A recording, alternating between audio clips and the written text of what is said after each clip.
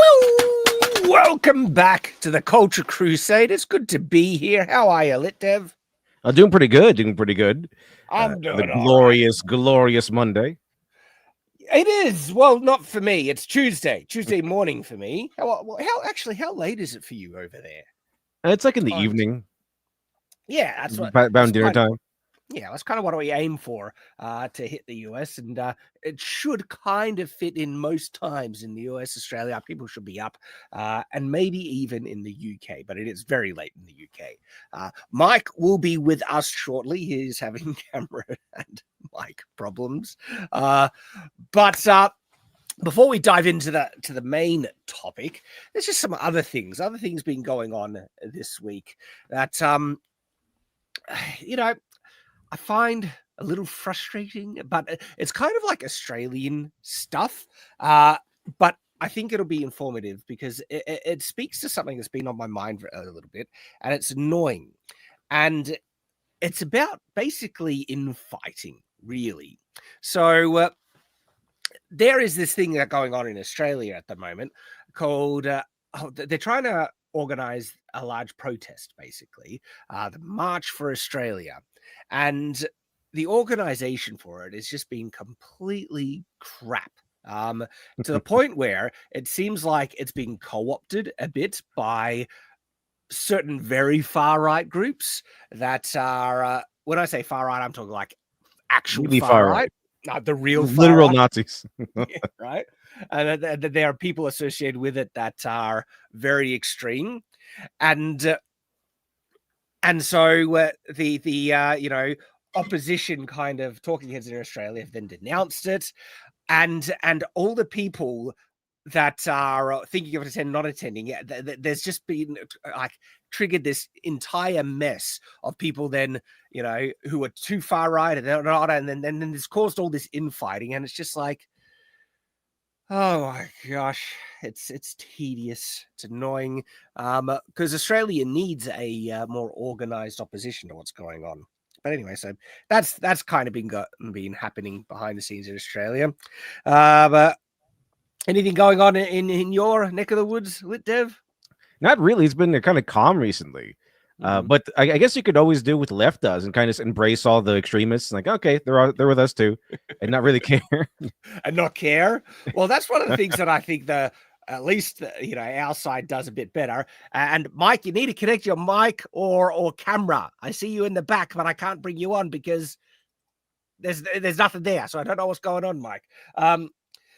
Yeah, I do see, because that's one of the things that's happened with this march, right? And this is, good to see, is that a lot of the more outspoken kind of influencers that push back against the insanities going on in the world, communism and all that bullcrap, right? Denounced this march pretty quickly when they found out who was controlling it.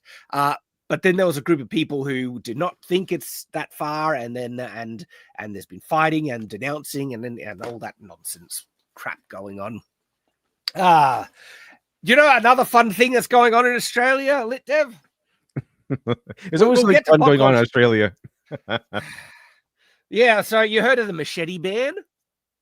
Oh yeah, I think I vaguely heard about that. Yeah, I've been making videos about this on Shadiversity, and I'm going to be making an update video, I think. Is it an actual machete? Like, is it an actual ban, like where no one can have a machete, or is this like a thing for the white citizens to have? Like, no white citizen can have a machete.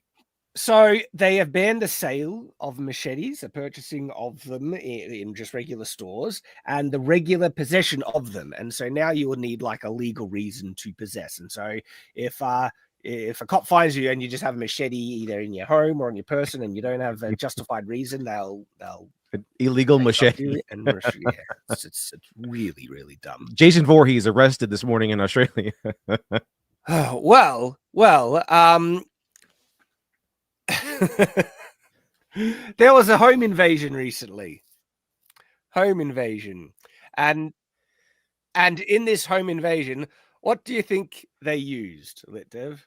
Probably a machete, I would guess. Well, or a gun. Interestingly, no, they didn't use machetes. They used hammers. At least not breaking the law. So how's that machete ban working? What was home invaders now use hammers? It's like, Are they going to ban freaking hammers next? Oh, ban- I warned about this. I warned about this very thing on a video on Shadiversity saying, will they ban hardware stores next? And we specifically talk about, they might regulate hammers and axes next. And oh my. It's kind of like, have you ever seen that meme where it's like, what do they do? It's like the first, I think it's the sheep. I did the sheep banned teeth because one of their number was taken down by a wolf, and the wolf had teeth. So they banned teeth. So frustrating to save everybody. It is so frustrating, and so like these bans literally do nothing. And the point I've been saying on my videos on Shadiversity is that when people want to hurt other people, they'll find a way. So instead of like just trying to restrict the tools, which will never work because people just find other tools. And you think criminals are going to obey the machete ban, you idiots? No, of course they're not. There's still machete attacks and stuff.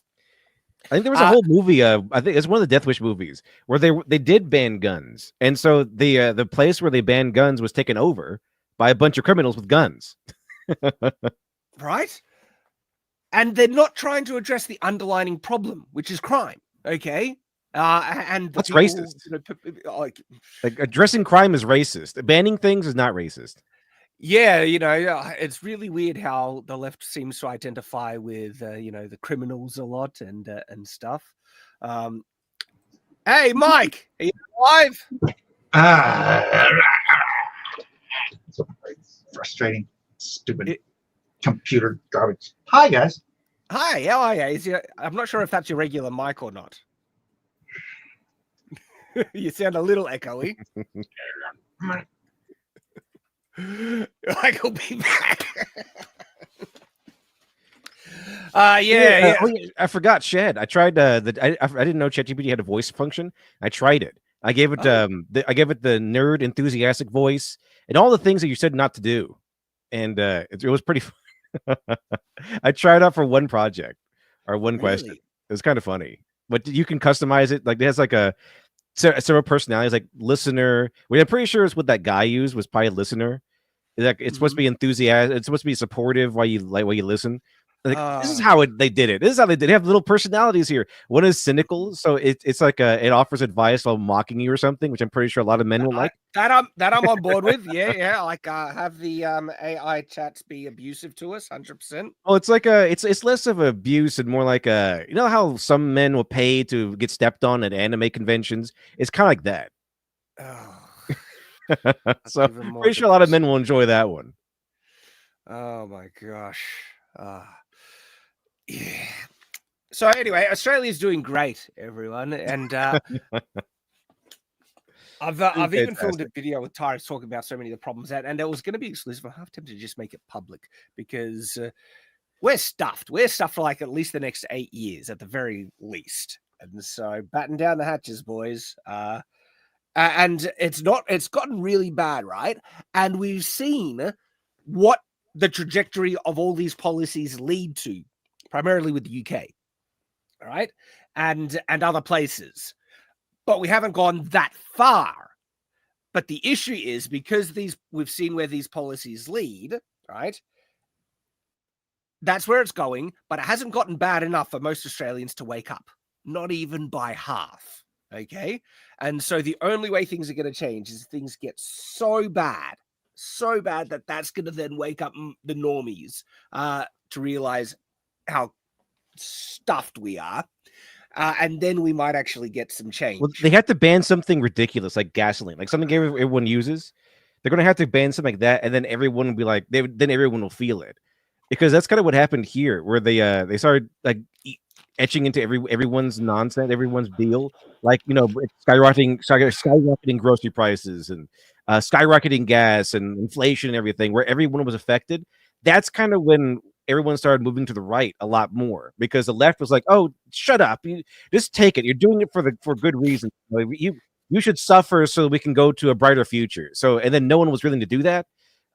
So that's kind of how people started shifting over to the right, is when normal people were being inconvenienced by the laws and the policies of the leftists.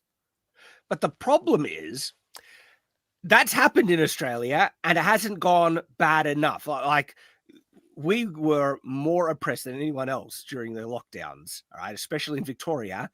and the scumbag that did it all got re-elected. Okay, the propaganda machine in Australia is actually a bit insane. All the mainstream news sources are completely captured, and not enough Aussies find correct information from alternative sources, and so most of them end up drinking the Kool-Aid, and then they wonder, well, gee, why is cost of living skyrocketing and groceries so high? It's so hard. I better vote for them harder next time.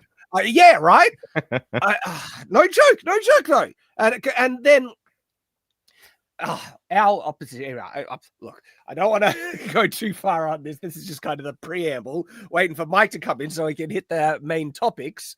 But it's getting bad. So hey, Litdev, what do you think about the Harry Potter reboot? Because I kind of forget. I'm kind of hoping to forget that exists. Because I just it's so awful. I'm pretty much where I was before, right? The Black Snape casting has soured me on the entire thing. And it's such a blatantly political woke kind of move with no justification at all, where it tells me the type of people making the project, and I'm kind of just done with it on that level. Well, I mean, it is kind of funny that we're going to have a black... Oh, there how are you, Mike? You sound nice. Wonderful. Can we go back to Nazis are not freaking right wing? That doesn't. I know you were talking about it like 5 minutes ago, but it's like, they're really right wing. They're Nazis. There's nothing in the Nazi political platform that is remotely right wing. If you read the 1938 Nazi political platform, Bernie freaking Sanders could have written that thing. So I get what you're saying. What's weird is when you go to the ultra far right, which is like they hate immigration and they hate certain policies that people on the right speak out against, and then they go ethno-nationalism, and then they say they love Hitler and stuff like that. And so that's not what Kanye West. I know that's not. I know there's a 4-way authoritarian blah blah blah, all that. My right and left isn't up and down. My right and left is the bigger the government, the better. Right, the smaller the government, the better. There's nothing right wing about an authoritarian dictatorship. I agree with you there. Right. Well, that's what's frustrating, because I'm starting to also, wonder. By the way, I'll just add one more thing. There ain't nothing right wing about racism. There's a whole hell of a lot of left wing racists out there. So give me a break. Quite a few, yeah. 100%. I'm starting to wonder if there's controlled or psyops going on in Australia, because we had this thing happen in Melbourne where a large group of masked individuals marched down the street doing a protest. And when I say large, it was only maybe 100 at most. So not very large, actually. But loving Hitler and doing all that thing, but they're also suspiciously very masked, and it looked very similar to those groups that appear, out of nowhere in the US, right? And we have those too, like this random guy carrying around a Nazi flag just to discredit the whole thing. All they have, because it's really easy. All they have to do to discredit the entire thing is just have one guy standing around with a Nazi flag, and all of a sudden, it's a Nazi rally. And so the people in the UK that are pushing back, and these are the ones organizing a protest with Tommy Robinson, Carl Benjamin as a part of it, stuff like that. They have new policies now that in those protests, no masks are allowed at all. If you wear a mask, you're kicked out. And I think that's a great idea, because if these are nefarious actors, right, trying to push, the right-leaning politics to appear as, the fascist bullcrap, right? Expose them, find out who they really are, and find out if they're there's the one guy that leads that doesn't wear a mask because he's got tattoos on his face, so it's going to be kind of hard to not tag him anyway. Oh, Shad, speaking of which, I got some relevant breaking news here. Sheridan. Let's see this. And unfortunately, Kanye West has collected all 7 Dragon Balls and is now about to revive Adolf Hitler. He loves Hitler. Although it's How gonna be fake news, it's gonna be fake news because he's only collected 6 so far. Well, I'm So- glad. Yeah. Got some time. I love that fact check. That was so good. We've got time. Although, of course, I have to say that those are Black Star Dragon Balls, appropriate for Kanye West.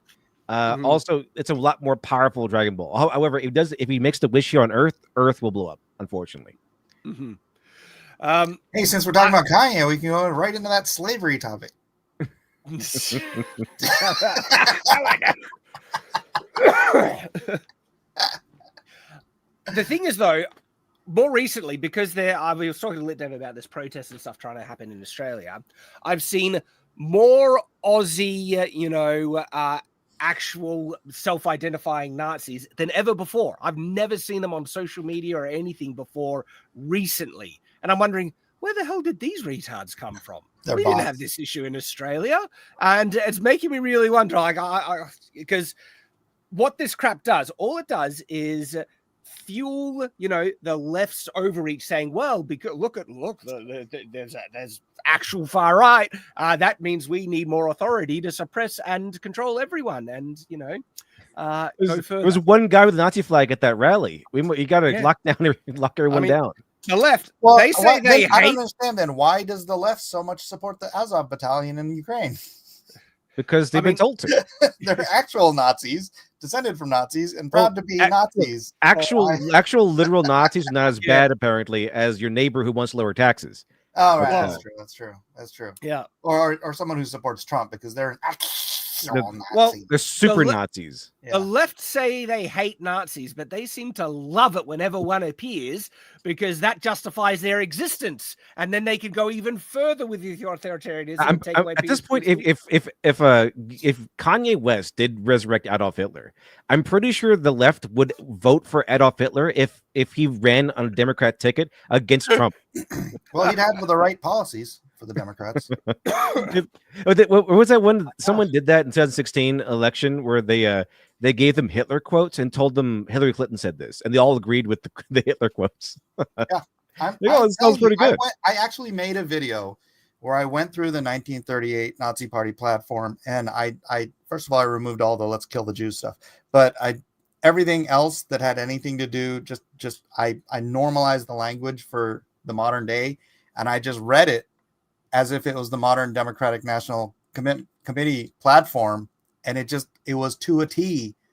Everybody on the left would have agreed with everything on that platform, and then at the end, oh, wait a minute, this isn't the Democrats. This was the Nazi political platform. Well, actually, going by how they speak about Israel and everything today, I'm pretty sure you could just leave everything in. I could probably, Yeah. right.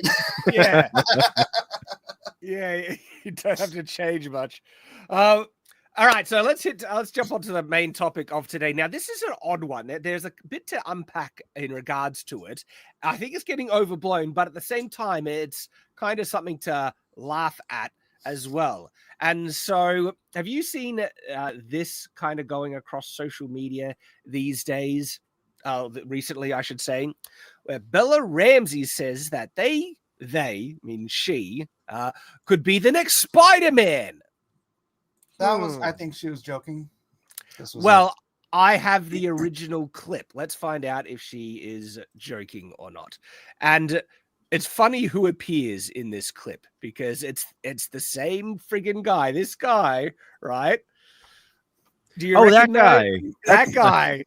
Is this the gayest Star Wars ever? I think he's also came in the MAGA is so angry at Superman or whatever. Yes. When you say the MAGA getting angry and get those quotes from James Gunn and stuff. The biggest bait plant in all of Hollywood at this point. He's good at his job. I'll give him that because he is getting those quotes. He just is after viral or getting somebody to say stupid stuff by baiting them hardcore. And at this point, I don't know if this guy is trolling, if it's actually a mole or a plant to make celebrities just look like the idiots they are, or if is actually like this. I'm guessing it's an act, right? But a little bit of both. This is the clip. Actually, I don't think I'm sharing audio, so let me reshare and share the audio, but we recognize this individual. Or I could be Spider-Man. Okay, make that pitch right now to Tom Holland. You're out. You're in. Tom Holland did a great job though. So I don't know. Maybe they do need to make a new one for me. I mean, it sounds like she might be being a bit sarcastic, but you just can't tell in this day and age, can I mean, you? she can't. Right? She can't be that retarded. Well, I mean, if she's in Hollywood. they'll cast her as Spider-Man, and they'll get Tobey Maguire and Tom Holland to come in to give her one of those like stupid face calls, saying "I support you" and I love you, Spider-Man. And like they have Robert Downey Jr. cucked and did that with 3D Williams. Well, the thing is, right? Bella Ramsey ticks many boxes for the woke progressive representation, extremists, right? Where she identifies as a they them. She's almost a trans person. She's right on the line of being trans, and so they love that, right? And then of course, even if she identifies as they them, she's still a woman, and all that stuff, right? And so she who is else identified as they woke them? as hell. Who? Legion. Oh, well, yeah. Oh. And the Borg.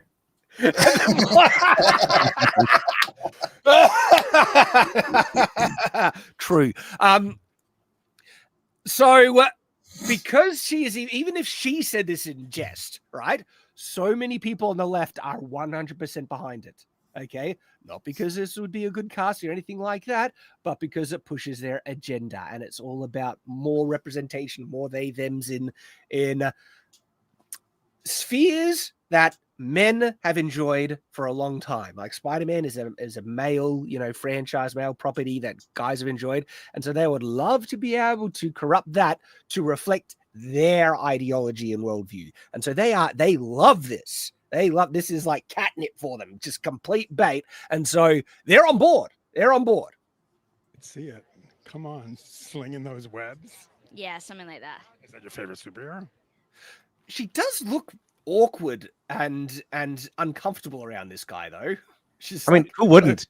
Her posture is just like, get this creep away from me.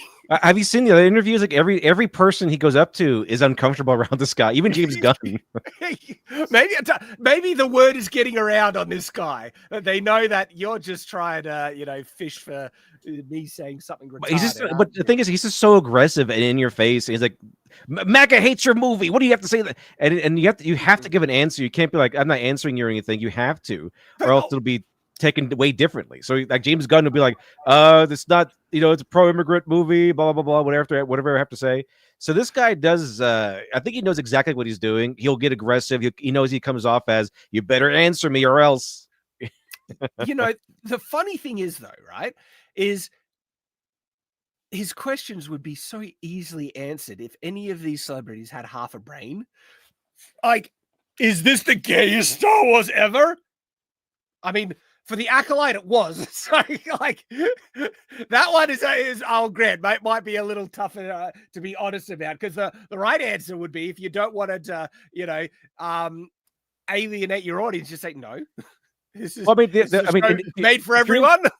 Like, if you're in that sphere and they're all commies. I mean, everyone in Hollywood is gay who's in Hollywood. I mean, if you listen to like Chris Hemsworth, who kind of flees to Australia after every shoot or whatever, but everyone there is gay. So of course, the only real way you can get out of that is without your reputation being intact locally is to say, yeah, it's the gayest Star Wars, whatever. What Star Wars talking about? Oh, it doesn't really matter. It's whatever you're talking about. It's gay. I don't know. It's gay. Well, you could even use these bait questions as an opportunity to give a good answer that people like. The best example is Henry Cavill when they tried to bait him about toxic fans, and his answer just made him a legend in the nerd communities because he defended the fans. And that's not hard to do, but for so many celebrities, it's beyond them. And I think the other thing that screws them over with questions like this is that they are complete shells of people. Most of them, they don't even have, beliefs or anything like that. They just want to say what the popular thing is because they want to be popular. They want the jobs and everything like that. And this is what screws them over because they know what's popular in their industry. It's the woke narrative. And now they're starting to wake up that that stuff isn't popular in the mainstream, and they don't know which way to go. Did you see that skit that came out when I can't remember, was it Israel invading Gaza? And there was like a guy who he did a skit as a celebrity because he didn't know which way to go, which way to say, because both sides were getting, you know, hate, and it was a good funny skit exposing that, you know, the reality that these celebrities, they actually don't give a crap. They just want to say the, you know, popular thing. And It's when putting they out with their skin intact, with their jobs intact. right, but you know, maybe I've given them too much charity, because I think people like old Bella here are drunk the Kool-Aid completely and completely woke. I think people like Brie Larson, she was just a parrot to what the, you know, narrative was in Hollywood, and she regrets what she says. Like, I don't think she honestly was 100% behind that stuff. She felt like, you know, but then you have people that go further, like Bella here, and maybe Zegler as well, Rachel Zegler. They seem to be fully into the cult, right? Yeah, Zegler seems like she like Rachel just got Zegler, out of freaking liberal arts college. Yeah, her Yep. definitely. She's like I think she's trying to be like the new Brie Larson or something. It feels like it. Feels She's like really it. trying it. So, but like, At least Brie does seem self-aware, right? Now she is like that. She's like yeah. kind of learned her lesson. I think. Come back. Oh, like Can I yeah, it's show like my oh, boobs more? do you want me to come back? It's like yeah, she kind of learned her lesson. I think. I think she But learned. I think she I think- learned. The girl from the Acolyte, like the one that played Osha and May, I think she tried to be the next one, and that Yeah, it she didn't was work. awful. It You didn't know work what? out. I Brie could needs see to go do like a jeans commercial. Yeah. I could see Brie having a But you redemption couldn't say arc. she has good jeans because once you pan down to her toes, you're like, no. I could see Brie having a redemption arc, but people like Bella Ramsey or Ziegler, I doubt it. But then we see like celebrities that honestly I don't think they are in on the cult, but they don't want to, you know, come out and say anything. And one of the guys, the guy that played the Green Lantern in the recent Superman movie, what's his name? Oh yeah, the Guy Nathan Gardner, Fillion. a character, Nathan Fillion. Nathan Fillion. So he got baited by the same guy saying MAGA is, you know, all up and up, saying it's an immigrant, whatever, right? And he tried. I reckon he tried, but I didn't do a perfect job to get, you know, give a better answer, saying it's just a movie, guys, right?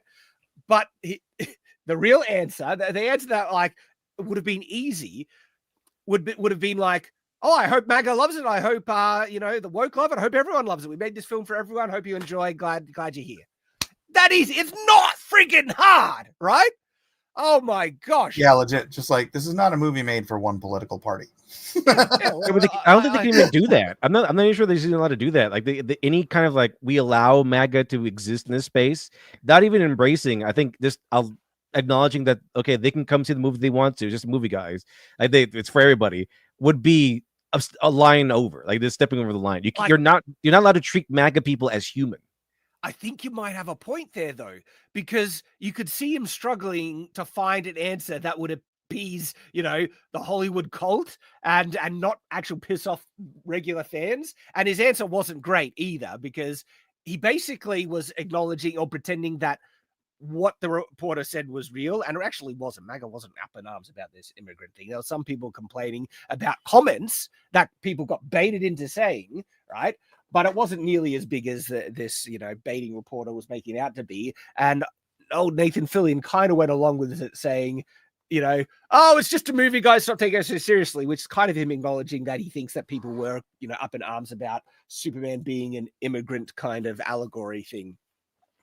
But it's just a funny example to me where you see an actor where actually he gets jumped by this guy and he doesn't know kind of what to say when the answer is actually very easy. Just respect the fans and don't throw, you know, large groups of people under the bus and stuff like that. But let's finish off hearing what old Bella is saying.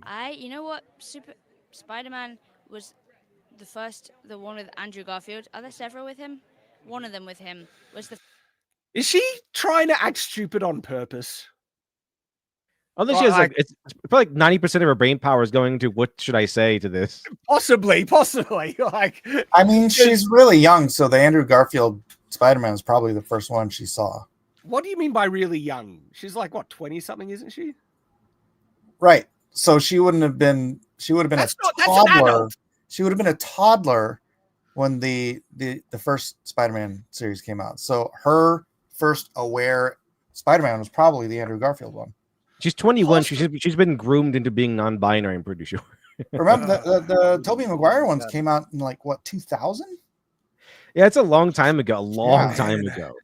For a 21-year-old, that's ancient history. Right? Well, she wasn't even born. Right. That's what I'm saying. Makes me feel old. You know, I'm turning 40 this year. It's like, Bro, I'm turning 54 next week. yeah, but you're a immortal vampire. Shut up. Bloody Asian genes. Mike has good genes. Hey, you know what? It's kind of odd to talk about. I know. Thank you. Dean Cain, all that stuff. The perspective I was thinking, I've had this thought before about how, like, kids today, they don't care about Hitler, right? They honestly don't give a rip. They're throwing the Hitler words around, the Nazi words around. Probably don't care about the throwing hails. They literally don't care because there's no living memory for them anymore. Like for guys our age, we know our grandparents, right? We know people who lived through World War II and fought Hitler and all that stuff. For this Generation Z, whatever the hell it's called, they're as connected to Hitler as we were connected to Napoleon. Oh gosh, when you put It's like ancient history crap that doesn't matter. Like, well, I mean, that's how weird. That's like this. It dawned on me like last year or something like that. I'm like, these kids sure throw around the Nazi stuff a lot, and it's like, oh, it's because they don't care. It's because they have zero connection to that generation. It's the parents' responsibility to teach your kids about all these things, and I you know, my kids are still quite young, but I've shown them, you know, I was watching World War II in color, and they saw me watching. It's like, Dad, what are you watching? Oh, this is World War II. What's World War II? Oh, sit down, you know, and talk about it, and like, because there are important things in history, important things that kids need to be educated about and taught about, as well as the dangers of the modern world.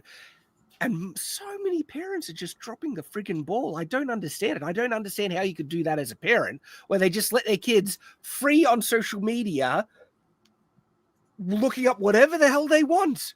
And I'm just like, what is wrong with you? Why would you do that? Is it because I was raised with really strict parents that I got shown? I don't know. You know, I've seen the example. Well, you're my generation, roughly. I'm only 14 years ahead of you. Only 14 years. Only, Mike. I mean, like your grandparents. Was your dad at Gallipoli or? No. My great grandfather. No joke. My great grandfather was a war hero. He medals and everything. Like in World War II, he did this. He captured an entire unit. Wait, your great grandfather was in World War II? Wow, that's an entire generation down from me. Holy cow! Right, but like my mom remembers World War II. Well, I got taught all about my great grandfather because he got interviewed and his story was all written down, and my mum sat us down and read the story about him. And yeah, he captured an entire unit of German soldiers on his own. He got the jump on them with a gun, right? And got them to all march and captured the whole group.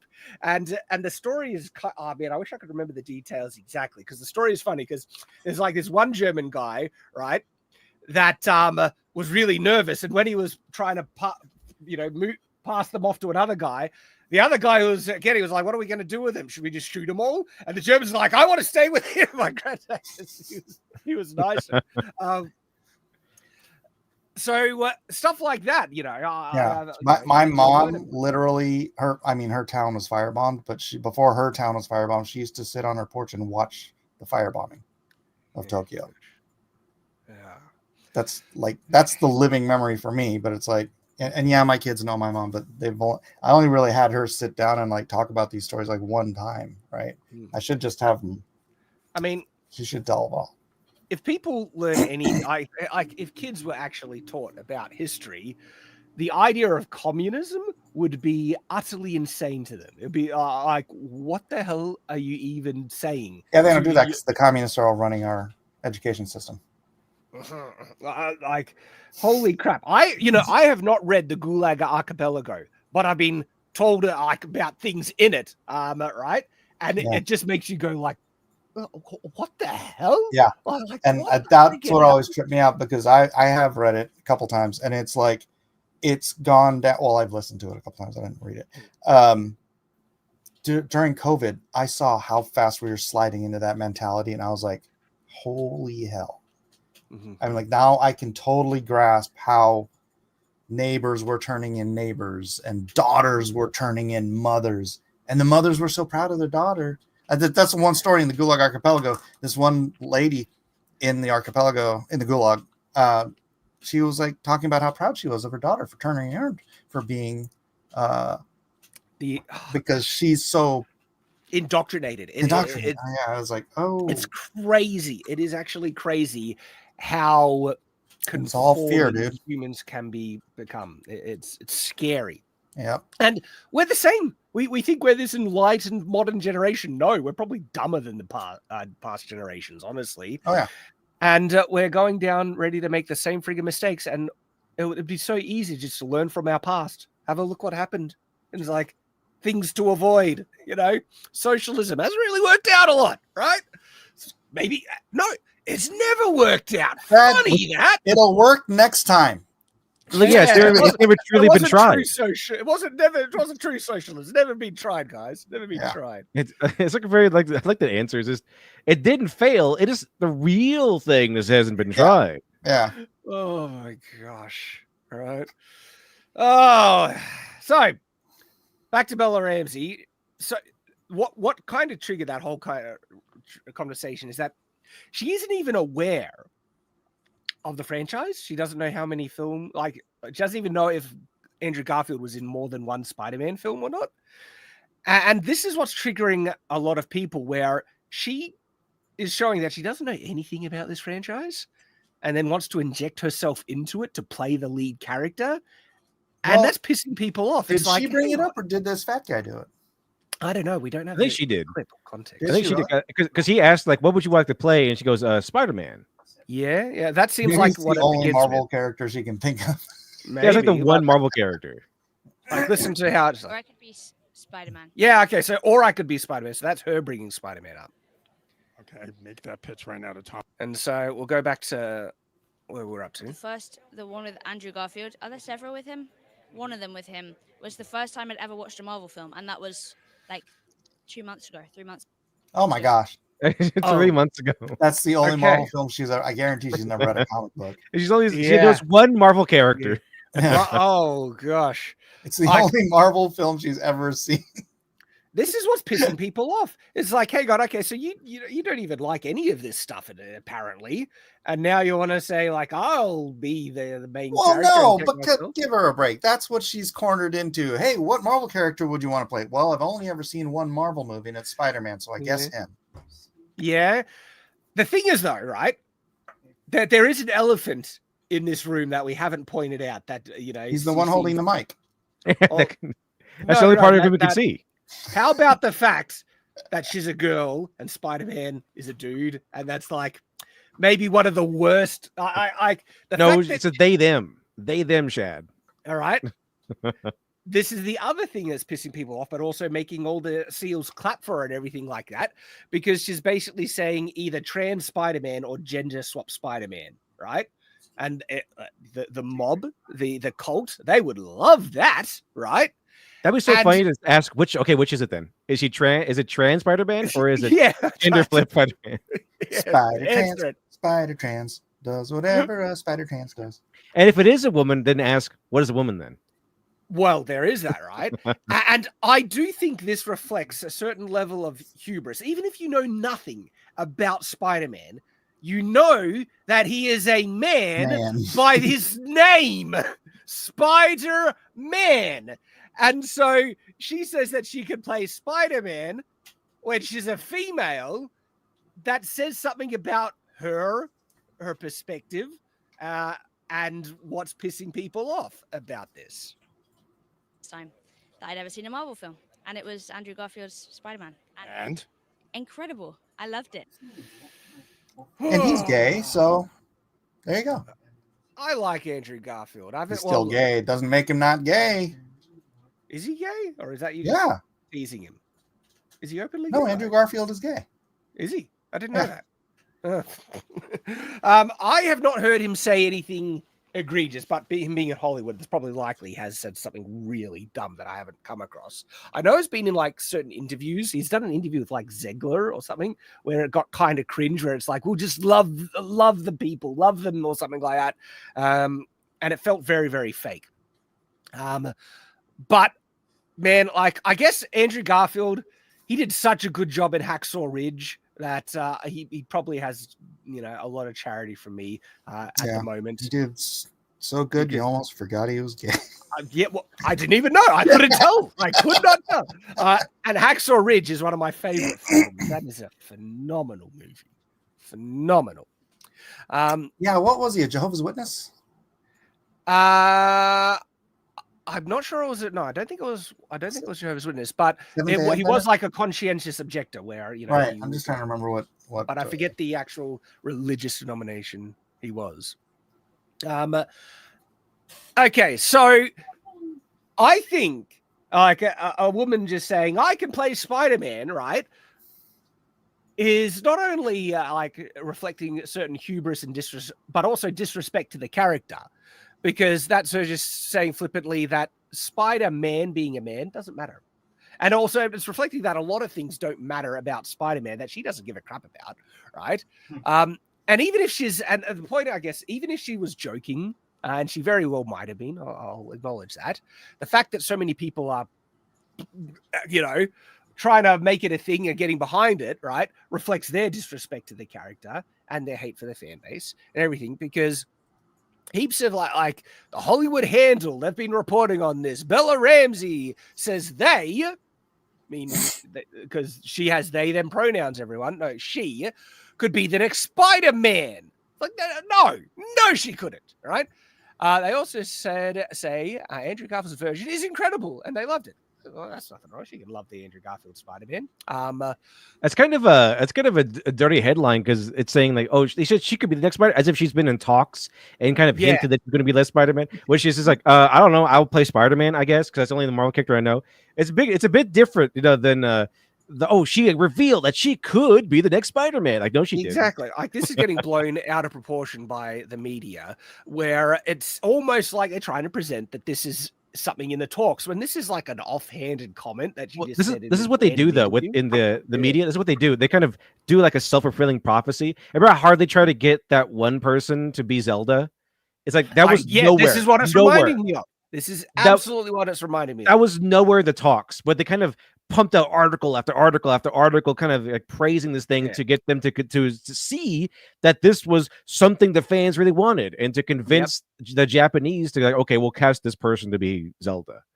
Yeah, like, and that kind of strikes me as almost a psyop kind of thing, where they want to paint a false narrative that people are behind this thing. So and it's done by the cult that loves this type of diversity. And so you're referring to, I think his name was Hunter Schafer, trans person, and they were trying to get him cast as Zelda and as a dude, and they were pushing that hard. They were really hard. And they're used to winning so easily that they were kind of blindsided by the fact that it didn't work. Like, wait, what? It didn't work? But it's supposed to work. It always works. What the hell? Well, I mean, in the current climate, right? This whole Bella Ramsey, Peter Parker thing, I think, dead in the water. There's no chance in hell that this is happening. But I mean, 5 years ago, definitely, it very well might have been a possibility. And here's the thing, right? Sony's not that dumb. What? Sony is not that dumb. Well, you say that, Mike. You say they could that, be, right? the thing that makes me cool my jets on saying there's no chance in hell is that we see the most dumb casting still happening. Black Snape is that's as equally Right, ludicrous but to- they wouldn't do Black Harry Potter. Spider-Man is the titular character. They wouldn't. Maybe do I that. hope you're right, but I mean, even the Thor: Love and Thunder, they had Thor still. Sort of. I don't yeah. know. I hope you're right, but they've they do want to do this. The cult wants to make those changes. They replaced Tony Stark with Patricia black diverse Parker, female, and they'll have if they could get away with it, they would try and do it. I'd like to think that they are aware enough, and the culture has changed enough. The backlash I could see Disney doing it. I see Sony, whoever is at the top, the Japanese guy that is at the very top of Sony, go, what the hell are you talking about? Get out of here! And then he sends him a sword saying "no cuts" for some reason, like Studio Ghibli did in a hardcore moment of awesome. Really, Harvey Weinstein. Harvey Weinstein wanted to cut up a Studio Ghibli movie because it was too long, and the Studio Ghibli sent a katana with a note that says "no cuts." It was pretty awesome. I've never heard that. That's based as hell. Ah, man, everyone thinks I hate Ghibli. I was like, no, I love Ghibli. I just had a criticism for it. But you say one small criticism, and everyone loses their mind. Well, I mean, yeah, it's fair, I think, Shad, because you obviously do hate Ghibli. I mean, it's exactly right. Yeah. So, as we've been mentioning, this really seems blown out of proportion in the extreme, but there's a reason for it, because they want to try and seed this idea. They want people to get on board, and they'd love it. They'd love it if she was cast. And then they get to either gender bend Spider-Man or trans him, and there are Spider-Woman characters that they don't seem to be aware of. They made a movie with all of them. Let's forget those ones. I haven't even seen it, so I couldn't tell you if it was better. So there's May Parker, and it's a variant kind of offshoot, and I think I even have a graphic novel, Spider-Girl. Hey, this one's May Parker, pretty sure, where she's the daughter of Peter Parker and Mary Jane, because in this timeline, they actually have a happy ending instead of what Marvel is cut Spider-Man now. Yeah, didn't John Byrne come up with her? I don't know. I actually don't know who came up with it. But look, these ones were fun. These ones are a fun Spider-Girl comic book. She's the daughter of Peter Parker, and she wears Ben Riley, a variant of Ben Riley's Spider-Man suit. Because it's kind of in that trajectory timeline. Because in the Clone Saga, Peter Parker loses his powers and Ben Riley becomes Spider-Man, and he marries Mary Jane while he's not Spider-Man, and so they decided to actually go with that and have that Peter Parker and Mary Jane have a daughter, and she becomes Spider-Girl. I like the idea of Spider-Man actually having something good happening to him. That's also awesome. Nice? Because Marvel has this obsession, this fetish of ruining his life constantly. Oh my gosh. I love your Spider-Man art, Mike. You do Spider-Man well. You don't do enough. Well, thank you all. All right. So then there is the other Spider-Woman. Let me see if I can find a picture of her. Because they brought her back. She was floating around for a while, but they brought her back in New Avengers. Yeah, she's if you see her, that's her there. That's Spider-Woman. Remember that one? I forget her name. But Jessica Drew, Spider-Woman. Yeah. And then there was one that was what she was with Iron Man or has a connection, because I never was familiar with that one, but she appeared in the Iron Man cartoon show, Spider-Woman, and she worked for him and part of his security team in the cartoon. And so it's funny because Spider-Man and Spider-Woman are actually on the new Avengers, and so Spider-Man actually talks to her, and she tries to apologize for taking the Spider name, and he's like, he says something, but I've lost count of how many there are, because there aren't there like 4 or 5 Spider-Woman people around, and none of them really took off. But anyway, Yeah, there's like Silk, Spider-Girl, Spider-Woman. There's 2 Spider-Women. Spider-Gwen. Yeah, Spider-Gwen as well. Or what do they call her? Shadow something. Shadow Spider. What's her name? Like What's Spider-Gwen's actual? Ghost Spider. Ghost Spider. But anyway, they could actually make a Spider-Girl woman thing instead of changing Spider-Man's gender, which was what I'd love. But you know, they wouldn't do that because they want to take the popular thing and co-opt it and make it their own. And so people obviously have reacted, and I want to share some of the kind of reactions. And so Mr. John A. Douglas says, Bella Ramsey as Spider-Man would be the first movie in history that audiences would pay money to stop from being made. Possibly. Like, that would be a disaster. Oh, Epic Mike, he says, some thoughts we just don't say out loud. This is one of those thoughts. If insert pronoun was an actual fan of Spider-Man and not just trying to co-opt a popular IP for my representation, insert pronoun would have never even suggested this idea. And he says, get out of here. This reporter's such a weasel. Look what happened. He asked this question knowing this would happen, and now Ramsey is taking all the heat for it. She only knew one character. He's okay. Who would you want to play with in the Marvel Universe? I don't know. Spider-Man is the only person I know. Bella Ramsey wants to play Spider-Man. Bella Ramsey insists, demands, and says, screw you, man babies. She wants to play Spider-Man. And it's like, she's just taking all the heat for it. And we've seen the interview. Sad, 20 years ago, people would have just got the joke. You reckon? Yeah, this 20 is years. pretty funny stuff. This would have not made a blip on anybody's radar 20 years ago. Before all the crazy woke crap. If some girl said, "Oh, I only saw one Marvel movie. Sure, I'll be Spider-Man." They'd be like, because all those years ago, there wasn't like this weird, demented cult behind it, trying to break whatever to put into fruition. But I can't really decide if I like this guy or hate this guy. This guy, I know. It's hard to figure out.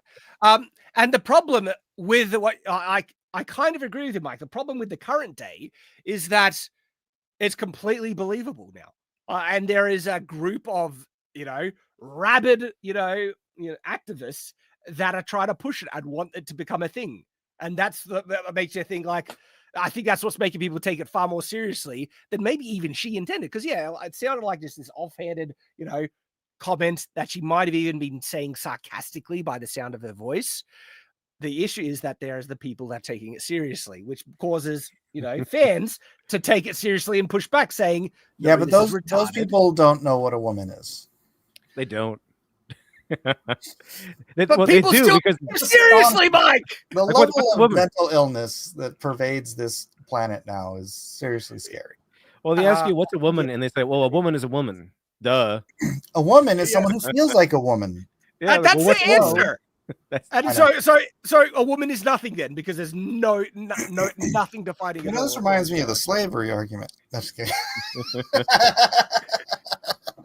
Why you keep trying to bring up slavery, Mike? No, don't answer that. So look, ultimately, I think it's a nothing burger, but there's that side of me that's just concerned because there's that people pushing it. Luckily, and except for the most extreme exceptions like Black Snape, the culture has shifted, and this isn't going to happen. I would put money on it not happening. I'm still there's that side of me that worries, but it's a small. I think that's only. I wonder if Black Snape would be unintentionally funny. Cause I can imagine all the stuff that Snape does in the movies, and him being black and doing that stuff. I know it'd be pretty funny. It'd be like Denzel in Gladiator 2. They just bring someone. Everyone else is speaking with posh English accents, and Snape comes in sounding like he's from Harlem. Yeah, that'd be hilarious. I would watch that. It turns into a farce. I'm still on the fence about old Harry Potter. Cockney Hermione. Hello there, Gov. So, this looks good.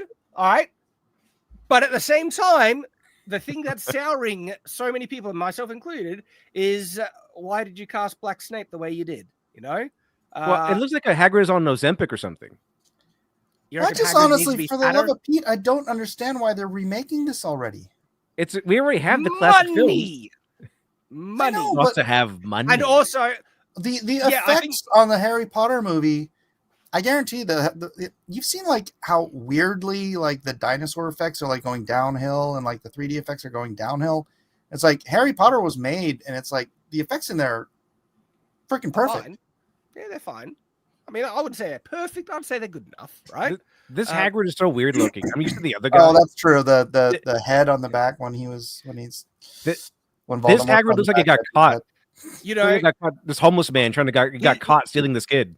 yeah, it's not as good as the other Hagrid. I think he looks like fine, but the other Hagrid in the movies was, you know, top tier, great.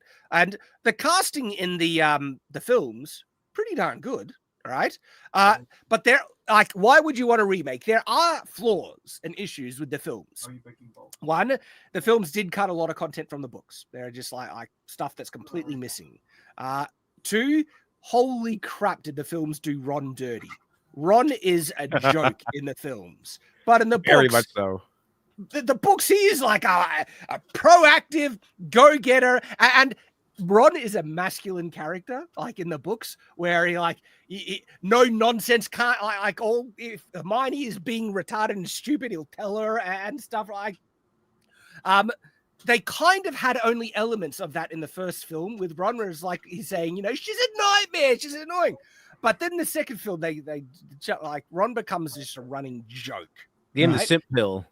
Oh my gosh. And so that's one of the more disappointing things in the films for me, honestly, that I could say that a remake, there's a lot of things that you could try and improve in a proper remake that fans would really enjoy.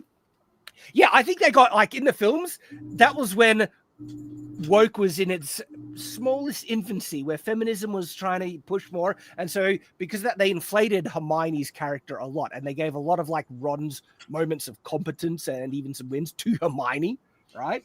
Because girl power.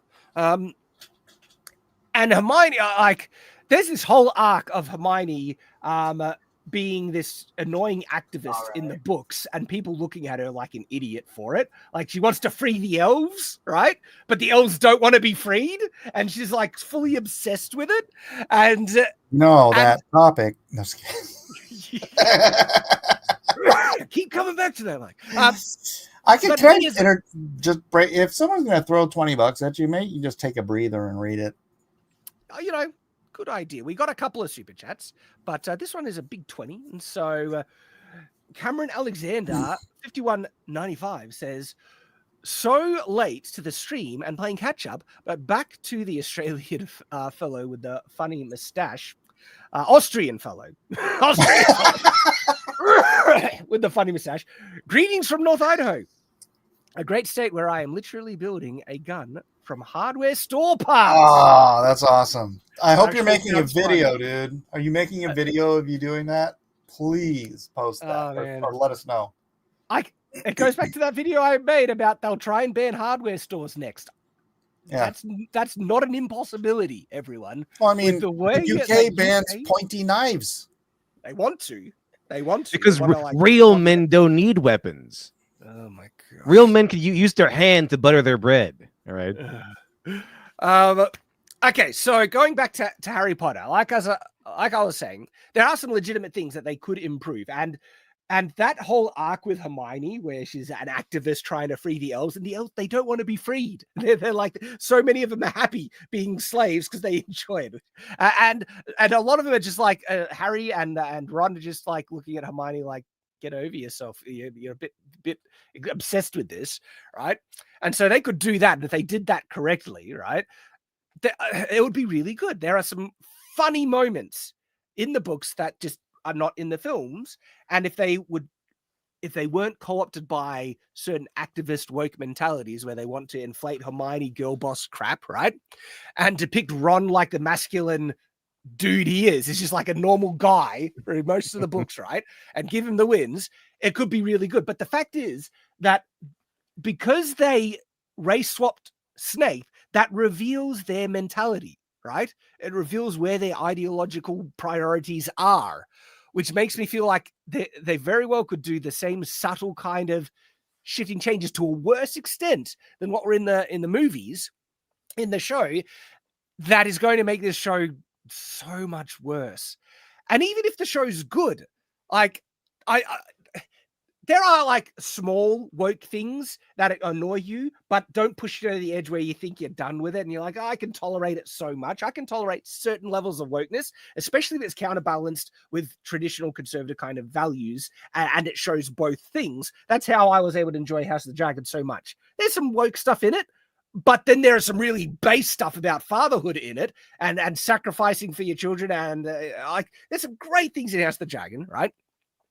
That are really, traditional and I can really enjoy. And there's a bit of a balance in whatever ideology that people want to try and, pull out of it. And when people are doing that, that's like you're trying to force it to fit your own narrative. Sometimes it's like, maybe it's just a bit of entertainment. And I can say that when it is balanced, when it's not actually overtly trying to push one side.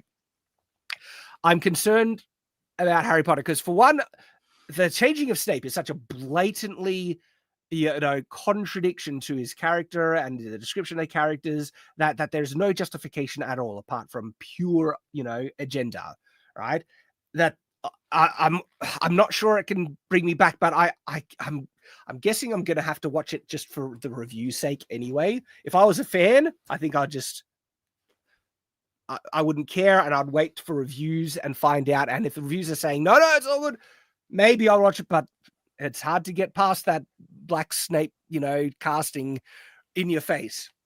Well, I can't wait for the guy to come in and that same guy to come out. MAGA hates Black Snape. What do you got to say about right? That'd be great. I want that guy to go in there. I gotta get these questions in there.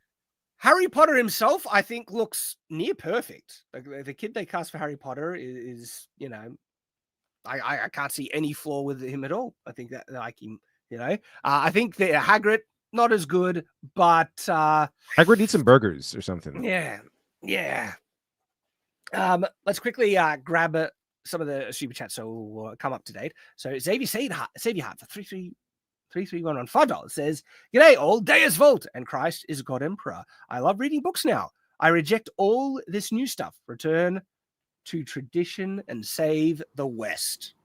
Dude, let me interject. Somebody said Google Andrew Garfield on the gay thing, and Andrew Garfield faces backlash after saying, "I am a gay man right now, just without the physical act." So he has right now. What does that mean?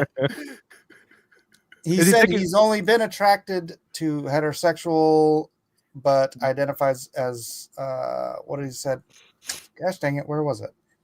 He said he's open to any impulses that may arise with him. Well, I guess he needs those jobs. You kind of have to be gay in Hollywood. That really sounds like LARPing as it to just appease certain LARPing, yeah, because he was doing a play where he played a gay man. Well, it's kind of like the whole thing with he might have been trying to appease the Rainbow Lobby. It's kind of like what they did with the women in comics, where they kind of push them to declare themselves lesbians so they get more jobs. Right. Get more news articles based on. They did that. They kind of revealed that they were pressured into declaring themselves lesbian or bisexual. That's how you get work in Hollywood. Yeah. That's how they get Pedro Pascal to licking dildos. The game. Yep. They gamify it. The game. Like you never see face now. You never see Pedro Pascal licking dildos until he started getting a lot of work. You know what I mean? You know. Rolando A. Ramirez, 1746, $5 says, "Now people are trying to claim China is proof of socialism working." Like, if anyone wants to use China as an example of a totalitarian hellhole, yeah, that's what China can be used as an example for, because holy crap. Well, I think they're talking about the economy, and the reason that it's working at all is because they're fascist. It's not communist. Well, they're fascist because of what he says here, even though they lie on stats and have capitalistic economy, but commie government, because the capitalistic economy is still controlled by the communist government. And if you create something that becomes too popular, they will nationalize it and say that it's still yours. But take complete control. Take complete control over it. Yeah. Control. It's the Chinese Communist, party, and so basically they're a communist party that is trying to use other people's ideologies for their own ends in this bastardized kind of way. But at the end of the day, they're still full on communism, and they will take whatever they want. They were smart enough to realize that, wow, this Hong Kong thing's working way better than what we're doing. No. So the amount of bullcrap that comes out of China is insane. There is a great podcast called The China Show, and it's these two blokes that used to live in China. I love them. And they just constantly expose China's propagandist bullcrap and then show what's actually going on in China. And it is a hellscape over there. Like there is this running thing called attacks against society events, where people are just in such abject misery that they go and attack schools and run cars into schools and just murder anyone that they can see, because life is so crap for them that they just want to see things burn. And this is a growing problem in China. I saw an episode. I don't know if it was that specific show, but it was a show like that, and they were showing how there was a subway system in China that just got flooded and it killed hundreds of people. And they don't report this stuff to the rest of the world. No, they suppress. Yeah, they suppress so much. I think I mentioned it on here before, but my brother's girlfriend actually works in China a lot because she's in fashion. And so she was over there one time and she had to get from one province to another. And she's like, well, why don't we just take the bullet train? And the guy's just kind of yeah, well, the bullet train, we had 2 bullet trains and they smashed into each other because somebody did something. They scheduled it wrong. And so they smashed into each other doing 300 miles an hour and 1,000 people died. So he's like, yeah, we're not doing the bullet train thing anymore. Dude, haven't heard that on CNN. in the past several months, multiple bridges have collapsed, killing people while they've been on it in China. They've been finding out, they've been using just crap concrete in these buildings falling apart, and China constantly pushes out this propaganda that it's this advanced and it's all this cherry picked, highly edited, and sometimes just fully staged nonsense, right? Yeah, look at our flying car, right? One of the things that this one was funny, that they showed this clip put out by the Chinese media, right? And it's this, China is lovely, excellent place, right? And in the background, the sky is all nice and blue, but then they show that in the trees and on the edges, it's all brown. And they show the actual sky, the skyline is brown. The pollution is horrible there, right? And they actually edited the footage to try and make the sky look blue and that's just a small thing. The extreme stuff, it goes nuts. China is a hellscape and a totalitarian nightmare. And the human rights violations in China are not that far away from North Korea, right? They're legitimately evil and terrible. But people, won't they don't boycott China because of all the trade benefits and stuff. They'll boycott, North Korea. But China is not that far removed with how evil they are. So yeah, shout out to the China Show. Love them, and I enjoy watching them. Weird. Sorry, I was just thinking about some of the clips they shared about the hygiene they have on their street food. Gosh, it can't be as bad as India, dude. Have you seen India? No. They made a song about it. Some is as bad. Some is as bad. No joke. Guys just washing their hands in your food and stuff. Oh my gosh! I saw one guy cutting meat with his toenail. I saw that too. All right, let's change gears and talk about Doomsday a little bit. Saw this tweet by Valiant Renegade, which I found interesting, and Disney's gonna drop $250 million on actors alone. That's a lot of money. Doomsday. Because now there's a report that Hugh Jackman will reportedly return as Wolverine in Avengers Doomsday. They're going to have to pay him a lot. A lot of money. A lot of money. till you're Holy 90. Yeah. Oh yeah, for the Deadpool movie. You're 90. He called it, man. He freaking You're called gonna it. come back. You're gonna do this till you're 90. But here's the thing: Hugh Jackman is unironically brilliant as Wolverine. Like actually brilliant. But you would understand if the guy is done with the role. So you'd think for him to come back, yeah, they would have to pay him through the nose. Hey, he's to do it. 56 now. Wait, because he's 56 now. So now, as a 56-year-old, he's That gonna have to dude's get only back 2 and years cut. older than me.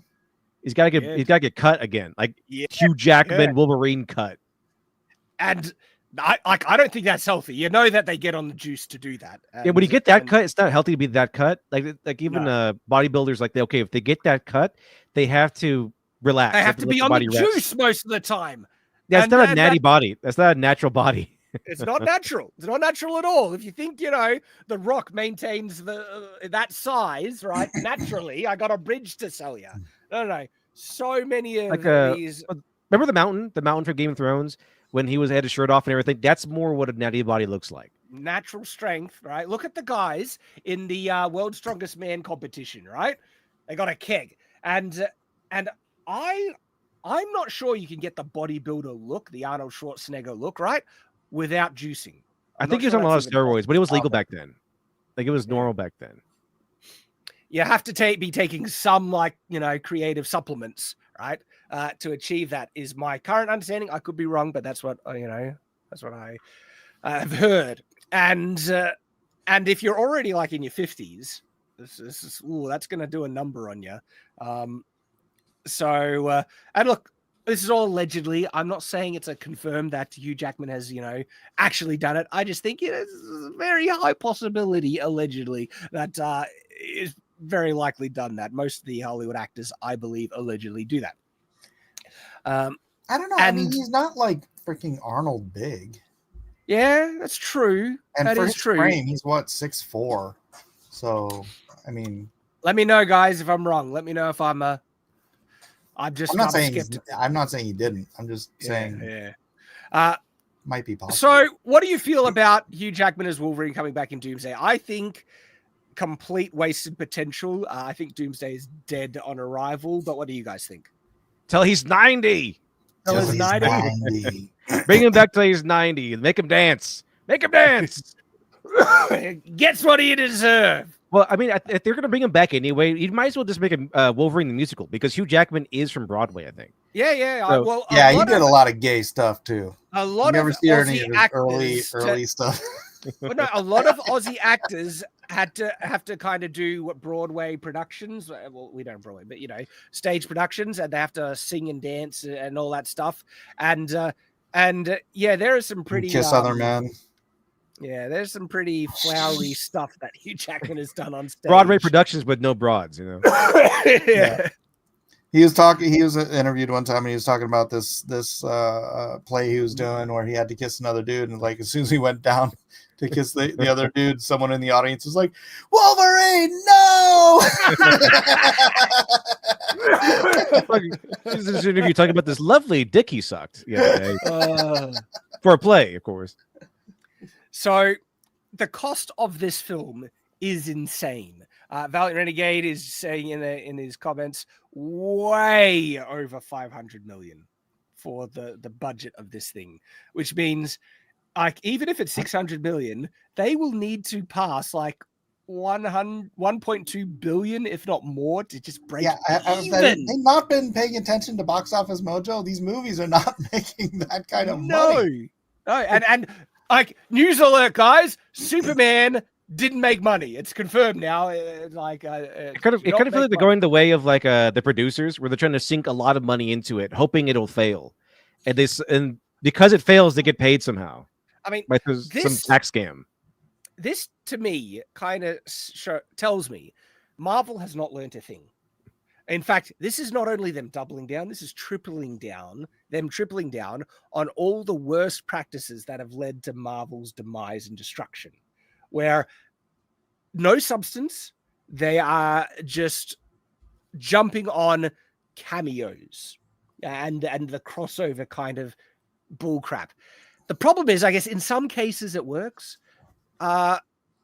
Like, 'Cause like, what, they, like- like they think that's what made the last Deadpool movie good, was all the cameos. It's like, no, it wasn't. they're the learning cameos. all the wrong answers to Well, all of they it. want cameo. They think that Marvel was built on cameos and Yeah. like references and everything. And like, oh look, Deadpool got incredible numbers. Why? Oh, because of the cool story and awesome actors? No, it's because of the cameos. Like they're kind of determined to see Yeah, cameos. Hugh Jackman was in it. But I bet that's why they think, Right? I bet that's why they think Endgame was so big. It was the most cameo-filled film yet. And so the way to beat Endgame is to make an even more cameo-filled film. And that's what Doomsday It's kind is of insane to me that they see all these Marvel movies like going downhill in the theaters, like no one cares anymore. And their answer is to spend even more colossal amounts of money. It's insane. It is actually insane to me. Like I said, this shows Marvel's not learned a thing. They're as crazy as they ever been. And writing something half competent with such a wide array of characters is very difficult, especially to give all the characters something meaningful to do. They kind of pulled it off with Infinity War, but dropped the ball with Endgame. They don't have the talent to be able to pull this off. This is way more difficult to do than what Endgame was, right? And Endgame, like, it succeeded because there were payoffs to things and arcs that were built up over heaps of films before. Doomsday has none of that. There is no build up to this, right? So good luck having a payoff like when Captain America picks up Thor's hammer, right? I love that moment. I know it's cheap, but they built it up still, and I'm glad they paid it off, and I friggin' loved it, right? You know how they could make this work?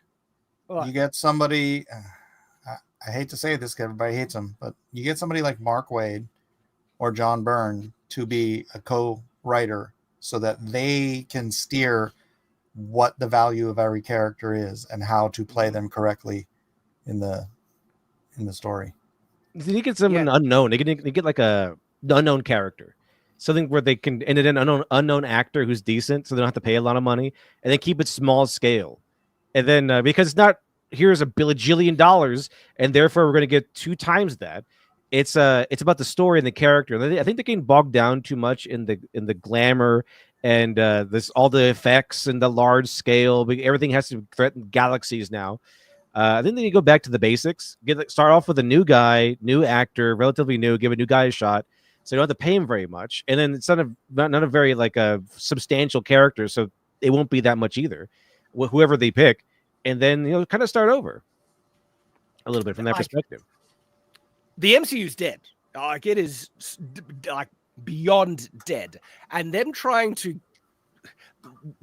animate this corpse, right, is such a failed $250 million in actors alone. Just alone. Oh my gosh. And remember how I was saying that Endgame was built off of like all these setups, right? Everything was leading to it. So it was just a payoff machine. And even if the payoffs, like a lot of people didn't land, some did, right? And the plot retarded, all that stuff. I still find it a fun, enjoyable film. Okay. Sue me, I still do. And I find it enjoyable because of those payoffs and the build-up that we had for all those films. Not only does Avengers Doomsday not have that, okay, it has the reverse. The build-up to this is some of the most dog crap cinema we have ever had, okay? And people have completely checked out of the MCU. No one is like, oh, I want to see what the resolution of She-Hulk is, guys. How is she going to appear in the film? Or Ironheart, or whatever happened to Kang, let's see what the resolution of Kang, right? All the threads that they might pick up on is just crap. So I think they're going to ignore most of it. Like Kang is just at most they might pay lip service to Kang, or just ignore him. But if they don't ignore him, it's just going to be the slightest offhand comment. Oh yeah, that was this a council of like bad guys named Kang. They all died somehow, but they did, and then they'll move on, like something like that. Off screen. Yeah. So with all that we talked about, everything is against this film, and then on top of it, by looking at how they're behaving, It's going to be some of the biggest slop Marvel has ever made, with just cameo-filled joke Marvel, high-budget fight crap, and I have no hopes for it. I think it's DOA. What do you guys think? Avengers. They need to make a Captain Marvel 3 or something. Captain Marvel. It's Take with to direct it, and then fill them all full of all these cameos, and have Captain Marvel to systematically just annihilate every single one of them. When is this supposed to come out? I don't know. Is it next year? The idea that they call it Avengers Doomsday is really prophetic. Like it's. I know how they could actually make this movie make $2 billion. They change it from Doomsday to Deadpool kills the Marvel Universe. That would just reset it. I'd watch that. Yeah, I would watch that. And he kills everything. You have all and the they people. reset. You can have all the people, right? Yep. Hugh Jackman, everybody. Yep. Just have Ryan Reynolds kill all of them. Perfect. The Yeah. MCU needs a hard reset. Like either reboot the entire thing and have the balls and do it properly, not like this half weird reboot that James Gunn is doing. To do the entire thing, reboot the whole stuff, or this would take balls as well. Reset it from Endgame onwards. Everything that they made from Endgame is just decanonized, and they go from there with the X-Men. I think I'm telling you, do something. The Deadpool shower scene from Dallas, just like I said last week. Except I didn't say Deadpool, huh? Who did I say? Who would be in the shower from Marvel? Captain America. Captain America. Yeah. Well, we could do a Punisher from the Marvel Universe. I like that one. Yeah. So, but Deadpool Kills the Marvel Universe is actually a comic book. Did they get Punisher? Yeah, Punisher's also a comic book part. Punisher Kills the Marvel Universe. Yeah, they did that. I think it's by Garth Ennis. I think Garth Ennis did. Well, see, you have to have Punisher kills the Marvel TV universe. Punisher and Deadpool team up to kill the Marvel universe. Yeah, I'd do that. I watch that. I would definitely watch that one. I would definitely watch that. Then you have a clip where like Spider-Man like gets off scot-free. He's like, I'm in Sony. That maybe would be excellent because of all, not only because it would be cool to watch because it have like every character, a lot of actions. You imagine the memes, that would come from that movie just by sheer inevitability, by the sheer nature of that film. That's the genius move. Look at the state of Marvel, where the thing that we can think of that would be most exciting is characters just killing everyone and wiping them out. That's the state of Marvel. Hey, I want to show you guys something that's funny. That also is like a scene, by the way, where because there is a scene in Punisher Kills the Marvel Universe where he tricks the X-Men and the Brotherhood of Evil or Magneto's guys to the moon to have one final showdown. And what happened was that Frank Castle had planted a nuke on the moon just to kill them all with a nuke while they're all on the moon. I can imagine like Deadpool going, "Whoa, way to go, Frank!" Complimenting each other, and they're gonna become friends. Deadpool with his gloves. Yeah, well done. Golf clap, Frank. Golf clap. Come on, guys, let's go. hey, gentlemen. Writing itself. Gentlemen, you know what's getting really good these days? Like AI. AI. No, you're just gonna say it, aren't you? Yeah, of course I'm gonna say it. Right. It's getting crazy good. Did you see the thing I sent in the Twitter room? No. What did you send? Oh, this is great. This is the best use of AI so far. Where is it? Do you want? By the way, I have Grok on my phone, so I've been like AIing all my little pictures and stuff. Okay, I didn't watch this whole thing. Okay, is this a must watch? Yes, that's why I retweeted it as must watch. It's a must watch. Mike recommends, and it's AI, so it's copyright free. Let's check it out. Well, not actually. I can talk about that, but America, it's Andrew Jackson, that guy you roll up to hit some powder. I founded the Democrat Party and chose the jackass as our mascot. Now, as you can probably tell, times have changed a bit from the party back in my day, and present-day Democrats will come to hate me, but that's your problem. Jackson started the Democrat Party to appeal to the common man. Democrats today sometimes give him credit for that, but only after calling him an evil white bigot. Needless to say, the party started off pretty sketchy by Oh, so this is a historical documentary. It seems like the origins of the Democratic Party. I wonder what truths will be revealed here. Let's find Recently found footage. Recently found footage. Yes, yeah. Let's dive into this a bit. Today's standards. We were by far the pro-slavery party all the way through the Civil War. I've heard that too. I've heard that too. Yeah, pretty accurate so far. Yep. After the war, we cleaned up our act and supported the North's reconstruction efforts. Totally kidding. We doubled down on racism and became the party of the Klan. I've also heard that as well. Yes, they are the part of the Klan. Mm-hmm. Yep, the political party of the Ku Klux Klan. Yes. But seriously, we didn't have much of a platform after the war, except Jim Crow. But that was until our boy came in hot on his rollerblades. Then came the Depression. People lost trust in markets, so I wheeled in to drastically expand communism across the country.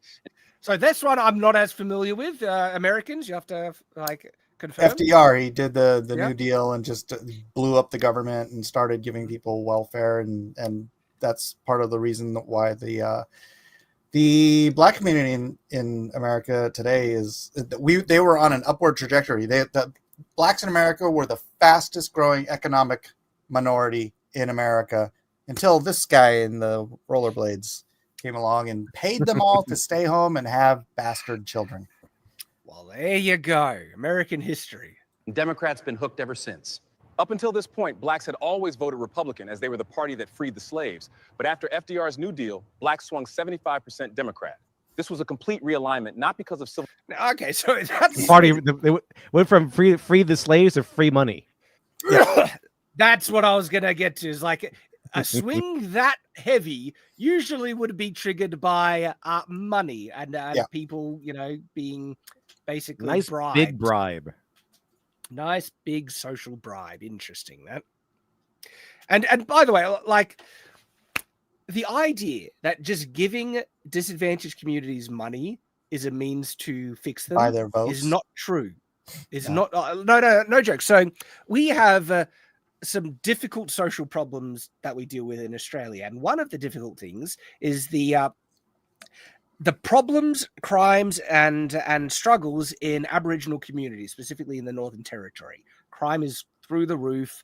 Drug and alcohol abuse is nuts. Okay, and a lot of these communities get paid exorbitant amounts of money, either through welfare or through kind of.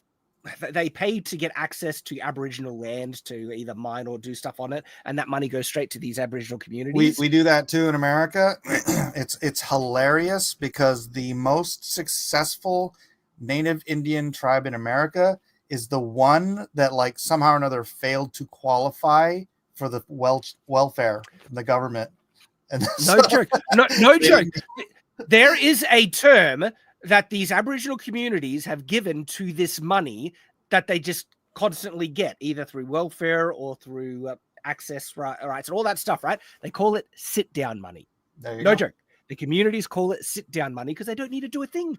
They got the idea that universal basic income, you get given something for free, it just takes away your motivation to work or build something, and it is caused. It's such a massive problem, and so. Going back to this, where it's like, oh, we just throw money at these communities that can ruin people's lives. Yep. You need to teach principles of industry and work, right? Don't just pay them off. And so Aboriginal communities are really suffering in Australia because people have just thrown the money and that just gives them free money to spend on drugs and booze. And these communities are, holy crap, are they bad? Holy crap.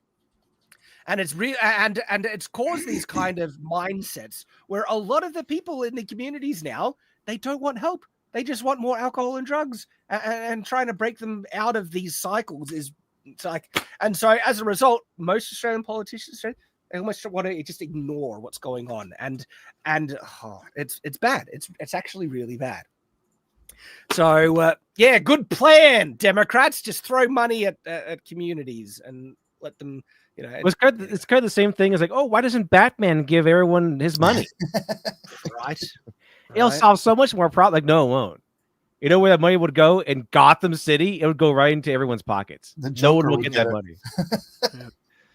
I mean, The answers are unpopular. You need police to handle and reduce crime, and they're like, oh, over police oppression is like, no, punish the freaking criminals, throw them in prison, right? Actually, and then try, and this one's the hard one, try and actually change the mindset, which requires education and a lot of like these people giving a crap to try and break many communities free of these cycles of drug and alcohol abuse.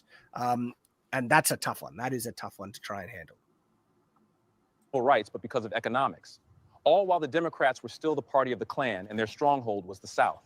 We pushed segregation throughout the South and filibustered the 1960s. Oh, segregation. That's a modern thing. I thought the Democrats were pushing these days. Segregation. Yeah, they've come all the way around full circle. Come all the way around. Yeah. Segregation was good, and then all of a sudden it became racist, and then everything became so racist that segregation became good again. Because it's the opposite. 64 Civil Rights Act for 75 days. It wasn't until Republicans. So ever since AI was able to do like voice syncing, oh boy, just lots of fun things have come out as a result. Excuse me, Sparky. Republicans stepped up and found even more votes. So ask yourself, how are Democrats seen as the party of the civil rights? Well, it's because Democrats are very persuasive. But again, it's so bad. Once Democrats realize the power of government spending. Oh no. Shad, what's this? I missed it. I missed it. What? Do you not get it? No. All right, rewind it. And to where she comes out. What's she doing? Democrats seen as the party of the civil rights. Oh no. Again, oh no. Internship. White House internship, 1995. Dress. Oh no. Monica with the blue dress. Yeah. Like, so I'm old enough to know that reference. Oh dear. Oh dear. Clearly, she just got done eating some dinner. I don't know. Yeah. She's just cream pie. Just finished eating something. That's some nice dessert. Oh dear. Oh dear. Oh no. Okay. The power of government spending. Followed by sorry, I've got to give props to the person who made this. That was all right. That was well done. That was well done. You can appeal to any voter group and lock them in. 1, 2, 3. Gays for Palestine.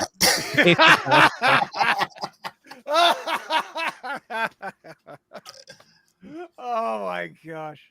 It was reminds me of this. I forgot what happened though. It was like some interview with this guy. I don't know who he was, but he was talking about this guy who was trying to run for mayor. He's like from he's from like Cambodia or something, but he wants to run for mayor of New York or one Democrat place, and he's a socialist, full-blown socialist.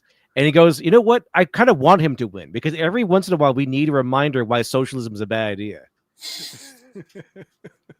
That's the unfortunate thing. The current generations don't know how insanely bad socialism is, and that's why I was funny. That tail ends with what we're talking about at the beginning of the stream. Is that with Australia, things have not gotten bad enough for most Australians to wake up to the trajectory of where these policies are going to take us. And as a result, for the next, like I said, 4 to 8 years, probably minimum, Australia is screwed, and it's going to get so much worse.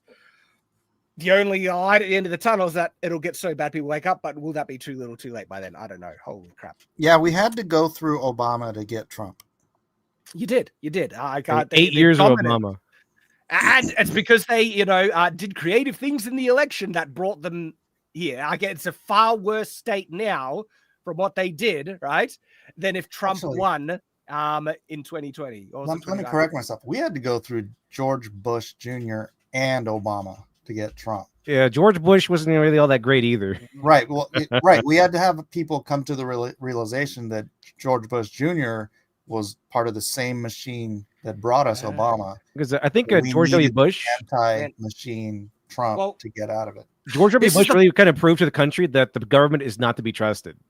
That's kind of his legacy. This is the problem with Australia, right? Is that Australia is in that state where we have a uniparty. The supposed conservative are nearly as woke as the Labor Party over here. And so the conservative voter base here in Australia have no one to get behind. Our our independent parties are completely disorganized. If they all rallied, if all the independent parties rallied and made one party, right, they would actually have enough support to do something, not to gain, government, but actually do something significant for Australia. But they're all, not only are they destroyed, they often fight one another, and it's just like friggin' hell. And so as a result, no unified, group to get behind. You need no a one great like Trump. uniter. We need a Trump here in Australia. Holy crap. Who's the Australian Trump? There are some good eggs, but like I said, they don't get along. Like, we've got Pauline Hanson, I like her. We've got Craig Kelly, I like her. We've got a couple of other senators as well, and the heads of other parties, right? And I like them, here's where you're misconstruing. unified. You're misconstruing my question. Pauline Trump wasn't Hanson. a politician. No, exactly. You need like your a Australian Trump. Who is the person in your media? There's a guy that tries to do it, but he Garner. Clive Palmer, right? He tries to present himself as a Trump. He's not, though. But he was a businessman that got into politics. You need to get like a fresh batch of criminals over there in Australia who don't care, and vote them in. You need a billionaire. Yeah, because we tried this before with Ross Perot, and if they hadn't sent the black helicopters, he would have won. Right. So you need a billionaire who's just got common sense ideas, who's going to come in here. I do Ross Perot Trump. Yeah. I do believe one of the things that made Trump such a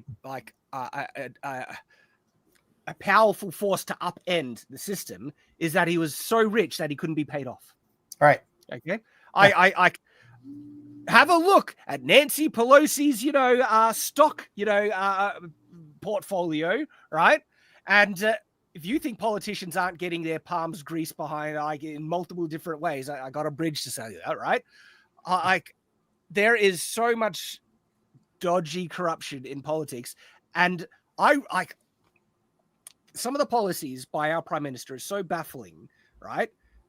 And is so starkly against the will of the Australian people. Why is he pushing them? And I don't think it's because he believes them. Like, if you look at his track record, right? Like, this guy was never waving the rainbow flag, anything, 10 years ago. Okay, why is he so on board with it now? And if he is also Sounds aware like that the Australian people, honestly, I think he's getting paid off behind the scenes by a group like the World Economic Forum or someone like that, right? Because these are policies that seem to be completely in line with certain globalist agendas that I'm saying this allegedly, I get the impression that this guy is getting paid off behind the scenes to push this crap, right? Which is just ruining Australia. And if I'm wrong, something like that seems to be happening, because holy crap. Okay. How old are you? 35. So neither of you are familiar with Ross Perot, huh? No. Okay. I voted for Ross Perot twice. He was after George. He was the quote unquote spoiler for George Bush and Bill Clinton, because Ross Perot, this was obviously way back in 1992. So it was way back before internet or anything like that. Ross Perot, he was a billionaire. He bought airtime on the commercial TV channels, right? And he just sat there with these whiteboards explaining to everyone why the government is wasting all of our money and all of his solutions. And he'd just buy these, he'd do these infomercials and just break down everything that needs to be fixed in the government. Dude, in a three-way race, he was up over 40% in the polls, right? And then he dropped out because, and everyone thought he was crazy for claiming this, men in black helicopters came to his freaking house and threatened his daughter. And everyone's like, and so he dropped out. And then he freaking beefed up. He's like, yeah, screw that. I'm doing it anyways. They're not going to do it. And then everybody just thought he was crazy. And it's like, now having gone through all that stuff with Trump, you're like, yeah, those black helicopters were real, man. They probably were going to kill him there if he was there at his house. They probably would have shot him. He resisted arrest. with what has happened in the modern day, it's actually kind of scary how many conspiracy theories I'm willing to entertain these days. Because, like, holy crap, man! I do think the corruption in governments is to an insane level, and I feel that's going on in Australia, and we don't have. Look at my Pearl people in the chat. Love it. Well, we don't have an independent, politician to get behind that it can't be paid off. Now, I think a lot of these independents are actually, good eggs that they can't be paid off. But I get so frustrated with the fact that they just can't unify. Bloody hell. It's annoying. And then you see some of these supposed independent parties doing really dumb things, like giving their preferences to Labour and letting Labour get this crazy majority win, or forgiving student debt, or other, like, they have sometimes these weird progressive policies that they're supposed to be these conservative alternatives. It's like, come the friggin' hell off it. Frustrating. So yeah, we do need an Australian Trump. We don't have it though. So what are we gonna do? What are we gonna do? We're stuffed. That's what we are. Australia is stuffed for the next 8 Zoom years. is back. I love his response to this. You gotta. Okay. Gays for Palestine. Good luck with that.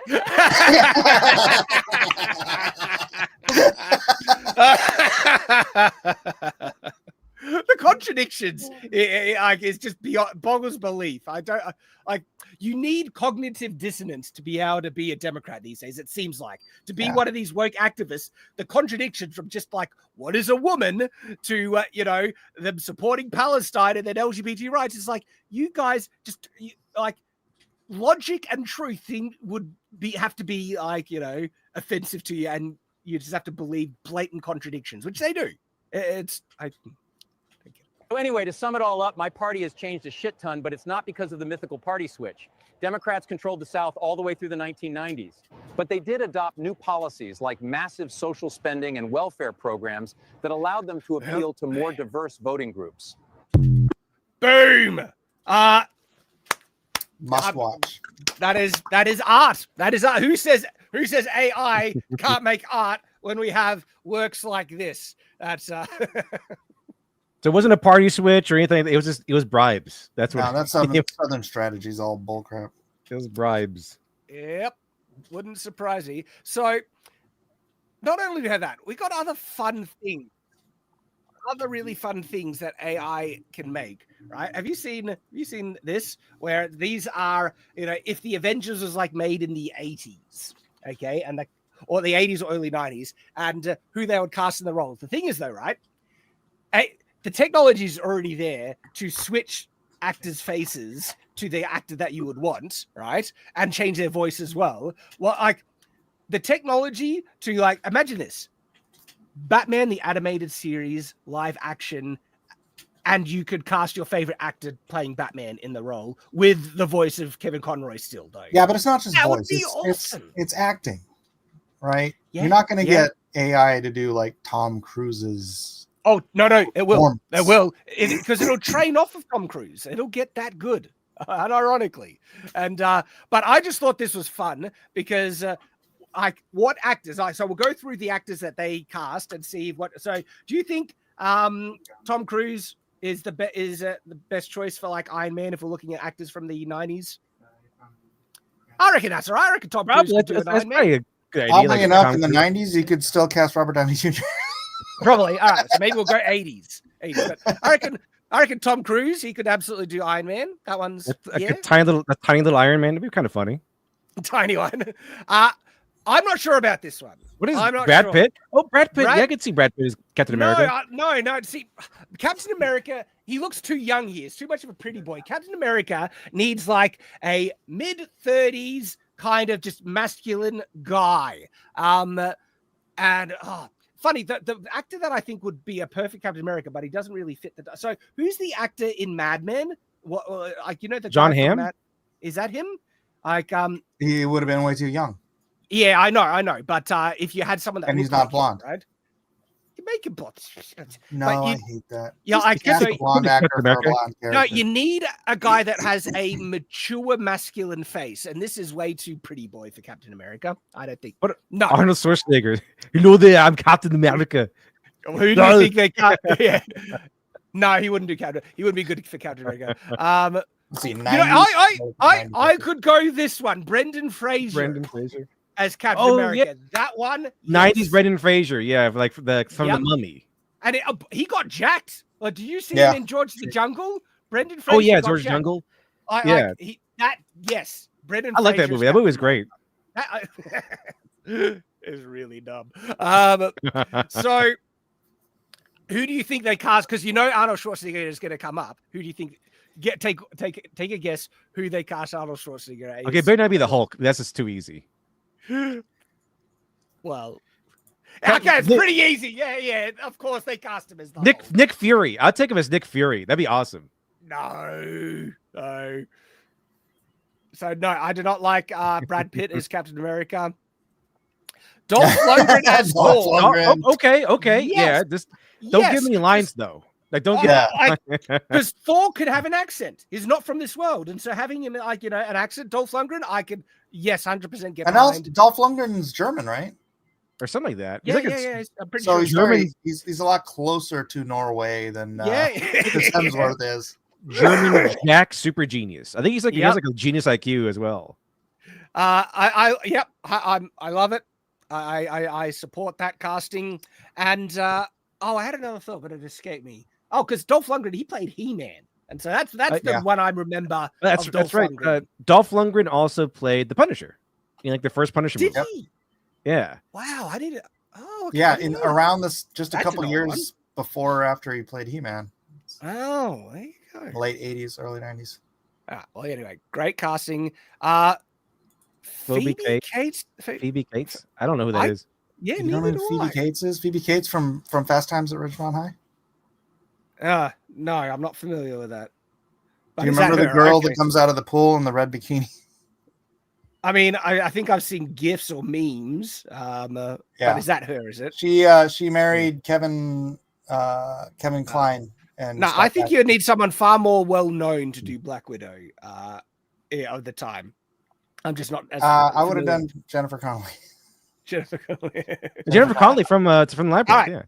Right. Yes. Yeah. Can we all agree this one? Yes. But in that age, it would have been Jennifer Connelly from The Rocketeer. Yeah. Oh, this is easy too. Like Denzel Washington as Black Panther. Yeah, Denzel Washington is awesome. I like everything Denzel Washington is in. I even like him in Gladiator 2, and he's the only part of Gladiator 2 that was good. Like the only part of it. I think he just played Denzel in that. If he came out and said "my man," I would have been like, I wouldn't have been surprised. I would have cheered. Like, oh, that's Denzel. Because I didn't care about the movie at all. I didn't really care about the movie at all. He might as well have just said "my man" and been Denzel. Yeah, right. I would have. It would have been better. You're cracking me up. Now I keep thinking about Jason Momoa because that's his thing too. They need to be in a movie together where they just keep going, my man. Yeah, that'd be good. That'd be good. And here's the thing. What was it? What was the other one? Black Panther. Oh, he would be good because Denzel Washington not only gives like a very masculine presence, he's also gives an intellectual, like a well-read presence. So he kind of feels like a very leading man, even leading man, like, and he could play a king of a nation really well. Easily Denzel. Yeah, great pick for Black Panther right there. Easily.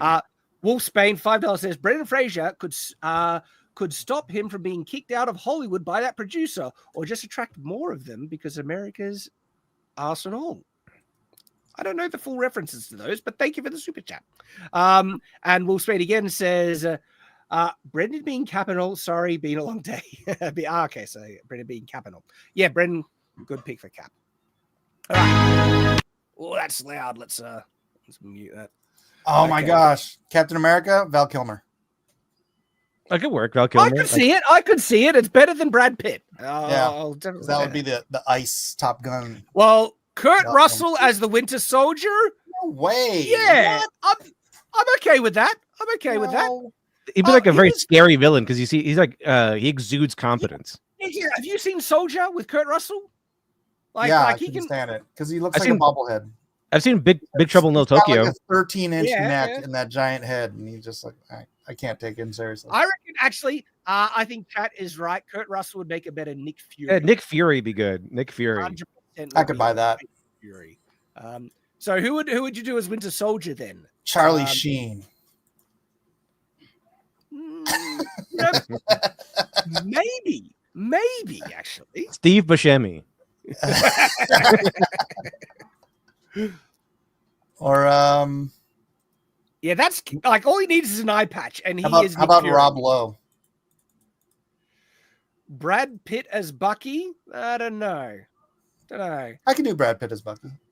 Brad Pitt, like, because he's got that, pretty boy face. Oh like, no, you know who would be perfect? Mark Hamill. Mark Hamill. For who? The 90s. Bucky. I could see that. Yes, Because Bucky, they have the same face. The guy that Yeah. plays Bucky has the same face as Yeah, I could see that. River Phoenix as Spider-Man? Maybe he's got that.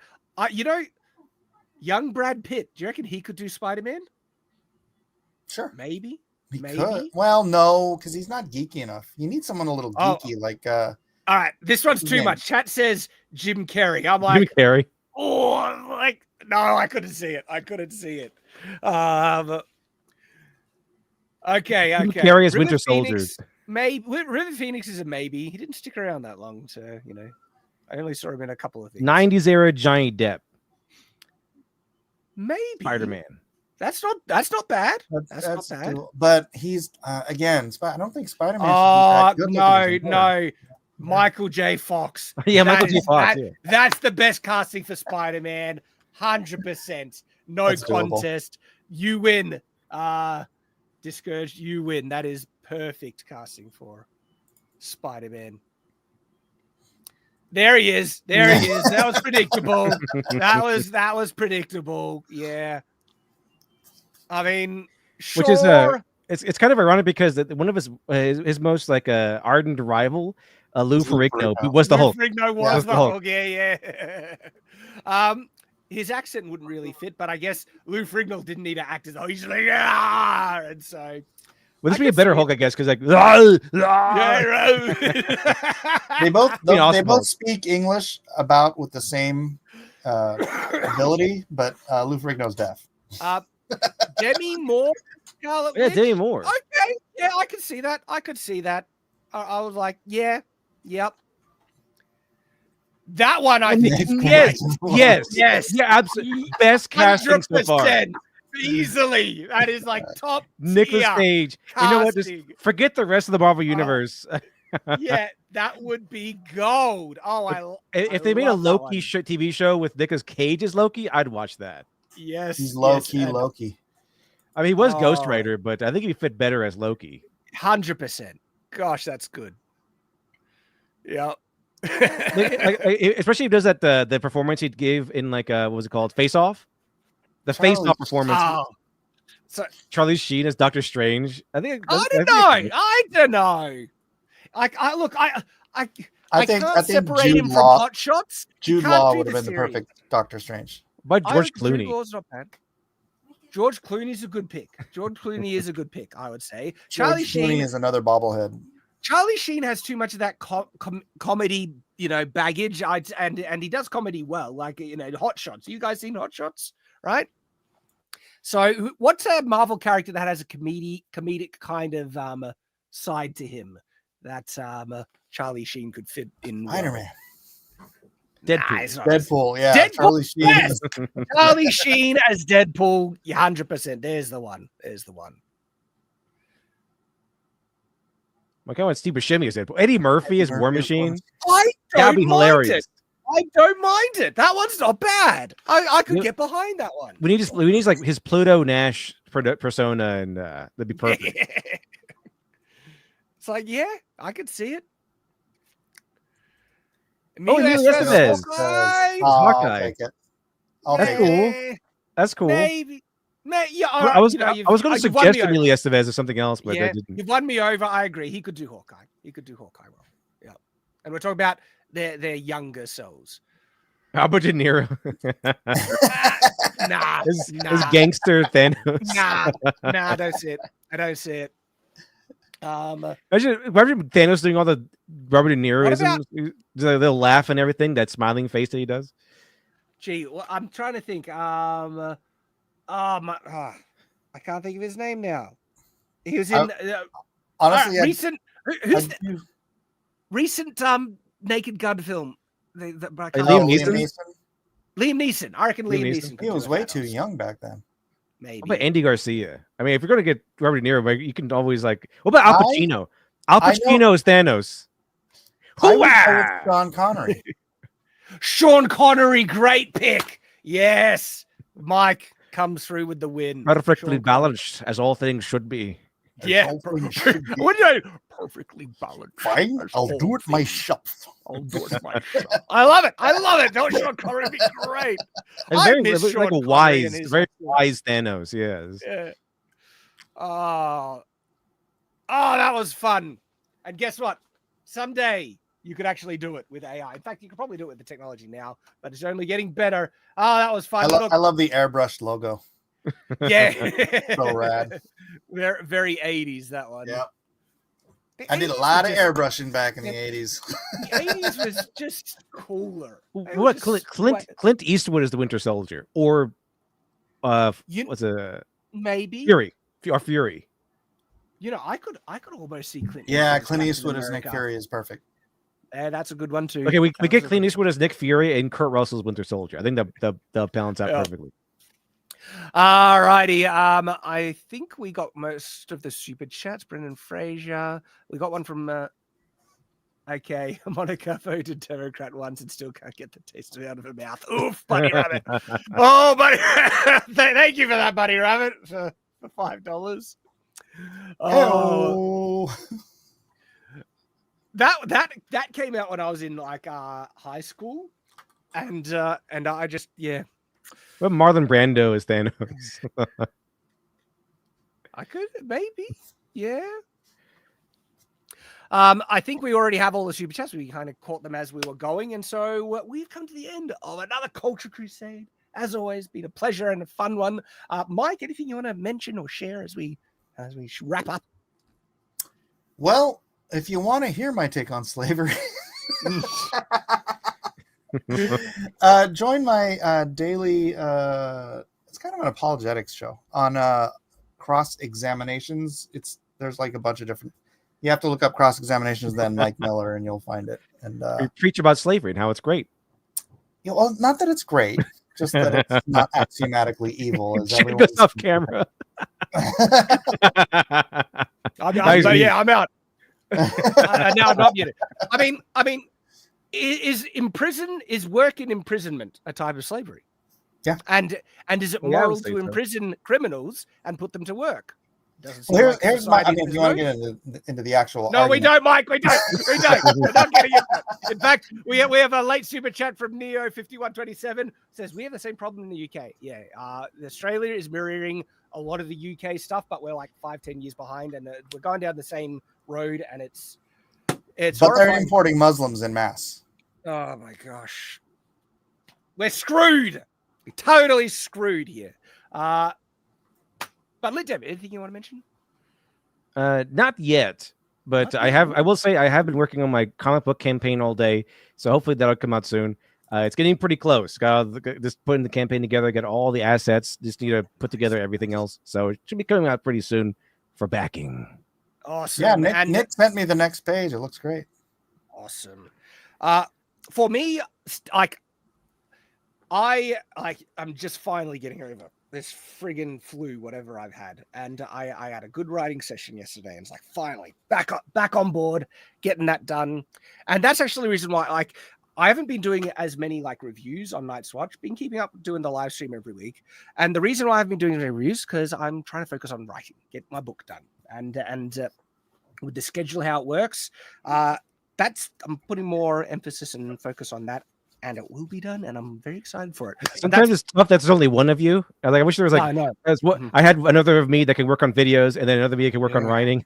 I know that feeling. But we got fun stuff on Shadiversity. Iron Fist. Oh yes, Steven Seagal is something. I want Steven Seagal in this universe as somebody.